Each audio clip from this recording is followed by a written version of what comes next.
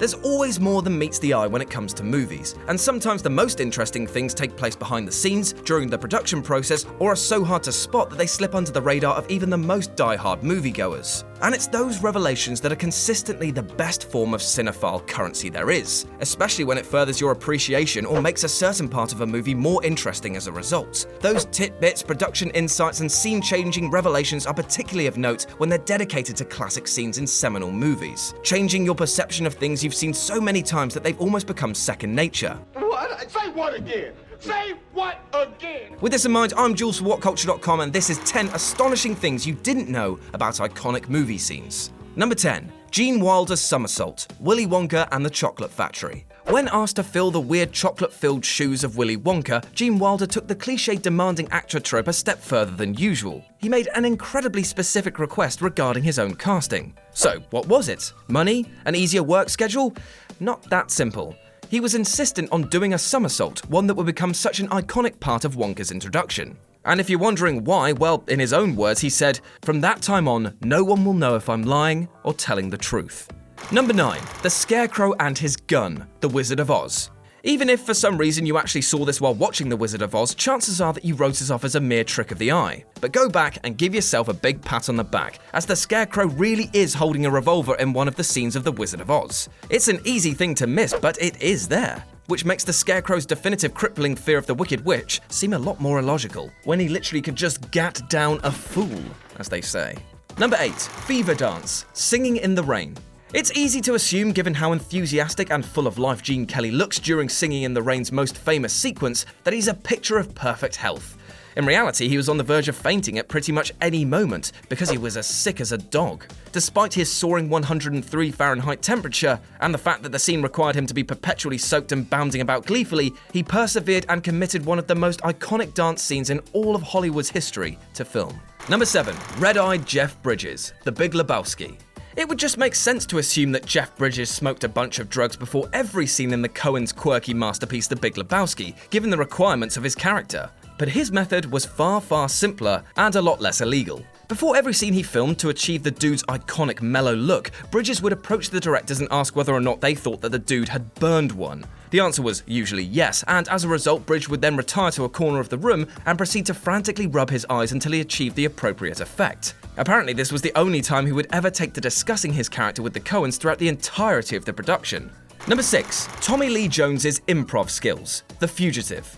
The most memorable scene in The Fugitive sees Tommy Lee Jones's Marshall confronting Harrison Ford's wrongly accused Kimball in a dam. It's at this point where Ford, pointing a gun at Jones, yells, "I didn't kill my wife!" And Jones fires back, "I don't care!" The beauty of this line, of course, sums up Jones's position within the movie. He doesn't give a damn whether or not Ford committed the crime or not, it's just his job to take him in, and that's all that matters. Working out whether he's innocent or not is for somebody else. And it turns out that Jones actually improvised this line, which is a lot better than the original one, which was, "So you didn't kill your wife."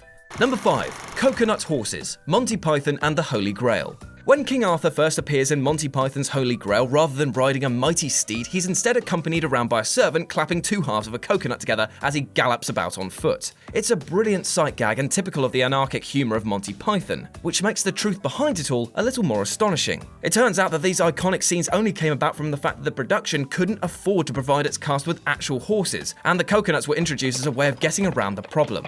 Number 4. The Buggy Rain, The Matrix. The Matrix movies are crammed with tons of tiny details, which makes sense given the scope and story of the subject matter. But there's a little detail that occurs towards the beginning of the movie that lots of people tend to miss. In the scene that sees the electronic bug removed rather gruesomely from Neo's belly button, the rain in the background is designed to look like the famous Matrix code. It's a great understated visual clue for this not being the real world, and an indication of the intricacy of the Wachowskis' approach to storytelling. Number 3. The Godfather's cat, The Godfather. The opening scene of The Godfather, featuring Don Vito Corleone and his feline friend, has become one of its most memorable, and yet the original script never called for a cat at all. Francis Ford Coppola apparently stumbled upon the cat whilst wandering around the Paramount studio lot, and when it wandered into a scene, Coppola let it roam about and it proceeded to jump up on Brando's lap. And the rest is history. Number 2. Linda Hamilton's twin sister, Terminator 2: Judgment Day.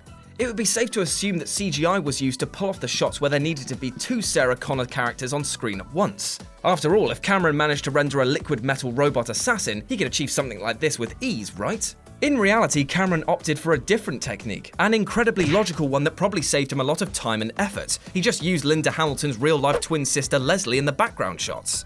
And number 1, Stanley Kubrick's Snake, A Clockwork Orange. Aside from being renowned as one of the all-time great movie directors, Stanley Kubrick was also renowned for being a cruel, cold, and unsympathetic bastard, whose idea of inspiring his actors usually meant shouting, embarrassing, or making them so nervous that they'd do whatever he told them without question, something that Shelley Duvall could probably attest to. Malcolm McDowell, who played Alex in Kubrick's adaptation of A Clockwork Orange, also suffered in the hands of this director. Upon discovering that McDowell had a phobia of snakes, Kubrick decided to write that Alex had a pet snake, despite the fact that such a thing was never mentioned in the book and made no real difference. He seems to have done it solely because of the phobia, which makes him seem like a total monster, frankly.